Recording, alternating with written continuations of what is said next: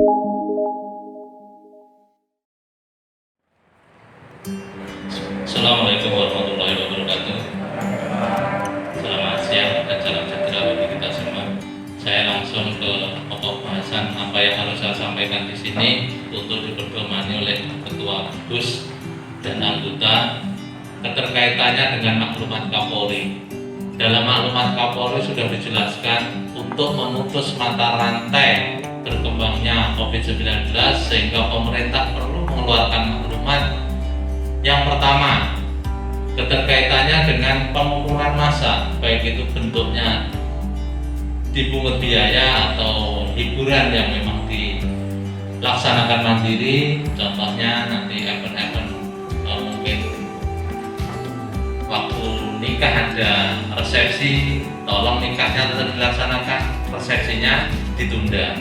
Hitanannya silahkan dilaksanakan, untuk resepsinya ditunda. Kemudian untuk kegiatan-kegiatan yang menyangkut bazar, menyangkut nanti pengerahan massa yang sifatnya membuat kerumunan, itu untuk tidak dilaksanakan.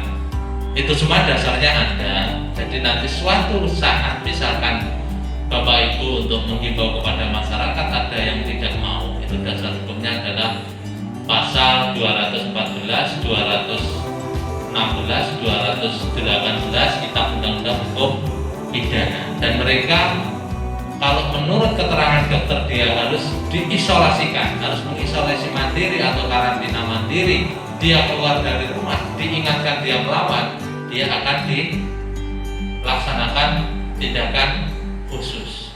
Nah, jadi itu tolong dipedomani. Jadi nanti misalkan dengan di warung orangnya banyak, ingatkan social distancing telah diserapkan dalam satu orang dengan yang orang lain itu jaraknya adalah 1 meter minimal. Jadi itu untuk memutus perkembangan COVID-19 karena dia tidak ada sentuhan. Kemudian yang kedua, keterkaitannya dengan sholat Jumat.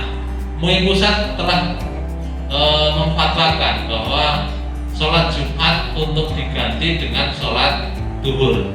Namun secara aturan di wilayah Tuban menurut keterangan ahli dokter belum zona merah, sehingga Pak Bupati dan tokoh ulama NU untuk di wilayah Tuban masih bisa melaksanakan sholat berjamaah dengan catatan yang pertama, jarak social distancing tadi jaraknya 1 meter. Suatu misal baris pertama deretan ini nanti kosong jarak 60 cm, nanti baru ada lagi sebelahnya jarak lagi sampai ke belakang. Kemudian takmir masjid harapan saya hadir di sini, jadi nanti bisa menjelaskan kepada jamaahnya sewaktu dia masuk langsung dikasih himbauan.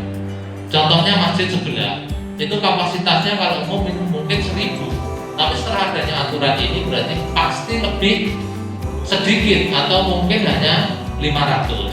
Nah, bagaimana kita memahamkan kepada masyarakat? Otomatis kita jelaskan melalui takmir masjid bahwa mereka yang diizinkan khususnya yang dewasa sehat. Bagi mereka yang sudah tua dan anak-anak atau sedang sakit, silakan melaksanakan sholat Jumat di rumah. Kemudian keterkaitannya dengan nanti ada program dari gubernur. Tadi Pak Camat saat ini rapat untuk menyediakan ruang isolasi. Jadi gini Bu Inggi, nanti koordinasi dengan kecamatan. Semua anggaran nanti akan dialokasikan dari Didi. Sedangkan Didi sendiri mungkin tekniknya itu yang lebih tahu adalah dari pihak kecamatan. Nanti kalau kurang jelas silahkan ditanyakan pada kecamatan tekniknya seperti apa. Karena ini harus disediakan ruang isolasi, makanya nanti Pak Daramil akan menyampaikan berapa eksodus dari luar kota yang masuk sini yang dari zona merah itu nanti harus ditempatkan di ruangan isolasi tersendiri. Itu perintah dari gubernur. Namun dari Tuban masih akan didapatkan hari ini jam 13, jam 14 baru rapat. Mungkin nanti sore baru akan tahu hasilnya seperti apa. Sementara tempatnya dari pemuda itu diharuskan di tempat di rumah. Tapi kalau di rumah kita juga kesulitan.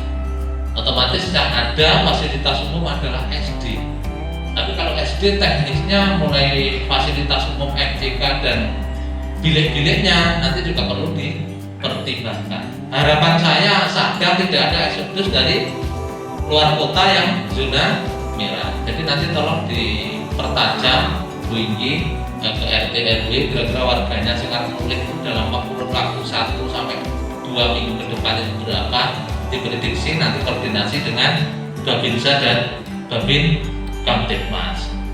Nah, selanjutnya keterkaitannya dengan pasar, kita juga harus peduli dengan pasar. Pasar sementara memang tidak ditutup, tapi dalam pengawasan. Dikandung maksud pengawasan di sini, waktu orang lalu lalang keluar masuk otomatis juga harus kita perhatikan.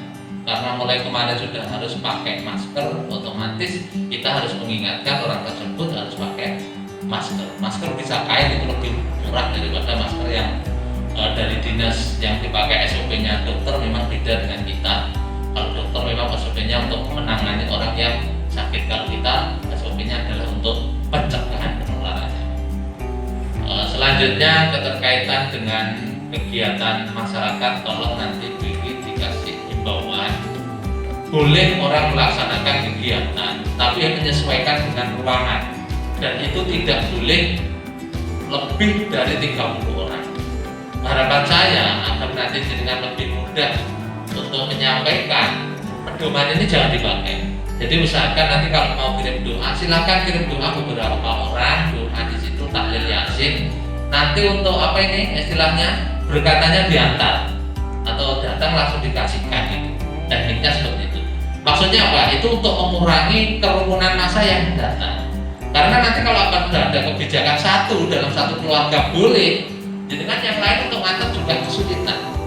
Dan nanti tetap koordinasi dengan Babinsa, Babin Kamtibmas untuk memberikan pengertian.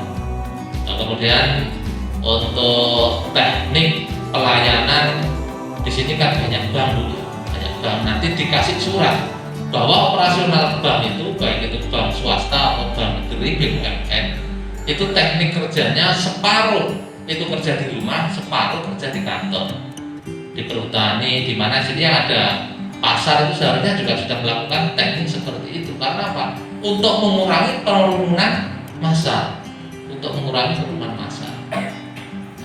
Kemudian misalkan ada bank harian, ini sudah jelaskan tadi mulai dari Jatikelabang, Sidomulyo, Demit, Sugiyan. Di sini harapan saya untuk bank harian atau koperasi simpan pinjam, fungsinya sebenarnya kan gini, sebagai gambaran aja nanti misalkan ada pertanyaan. Koperasi itu adalah simpan pinjam yang tujuannya adalah meringankan anggota. Sedangkan orang yang bisa pinjam di koperasi itu adalah orang yang sudah masuk anggota. Jaminannya apa? Ya jaminan simpanan wajib. Jadi koperasi itu punya simpanan wajib apabila si pemberi utang itu nanti yang PK-nya itu nanti tidak bisa bayar, otomatis sebagai jaminannya adalah simpanan wajib tersebut. Nanti hukumnya kalau koperasi seperti itu. Tapi pada kenyataannya seperti bank-bank yang seperti ini, moga-moga dengan adanya COVID itu nanti masyarakat itu polanya berubah. Jadi tidak ngambil mudahnya aja, kita ngambil yang sangat bermanfaat. Kalau kita ngambil mudahnya tanpa jaminan, ya koperasi yang benar-benar koperasi. Jadi kita nanti di samping kita bayar utang, dapat utang juga mendapatkan pembagian SHU. Itu arahnya seperti itu. Nanti kalau ada pertanyaan, karena tadi sudah disampaikan ada kirim juga pertanyaan dari pengurus koperasi. Tapi nanti akan saya tangani tersendiri dengan maksud dan tujuan tidak ada benturan di masyarakat. Terus yang paling akhir, saya berpesan tetap komunikasi dengan stakeholder yang ada. Permasalahan-permasalahan yang muncul segera diselesaikan. Karena ada problem-problem, nanti problem-problem sosial yang ada di sini ada Babinsa, Babin Kamtibmas untuk dikoordinasikan pemecahan yang lebih baik seperti apa.